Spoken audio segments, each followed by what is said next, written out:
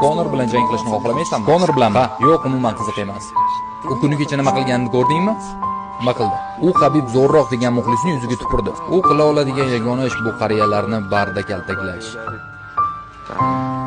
Yana ayollar bilan qandaydir muammolarga kirishadi. Kimningdir yuziga tupurish bu uning hozirda qo'lidan keladigan yagona ish. Demak, u so'nib boryapti, shunga intriga qilyaptimi? U allaqachon so'nib bo'lgan, shunchaki mana bunday qilg'ir ishlari bilan odamlar markazi bo'lmoqchi. U Dog'iston va Rossiya haqida gapirganda bu seni jahlingni chiqaradimi? Albatta chiqaradi, lekin bu narsa uchun undan allaqachon so'rab olishgan.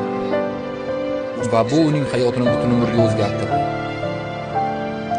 U endi hech qachon Habib bilan jangdan avvalgi holatida bo'la olmaydi. Hozirda u bilan bo'layotgan barcha ishlar meni o'ylashimcha uning miyasida qandaydir bir muammo bor. U shunchaki oktagonda o'shanda nima bo'lganini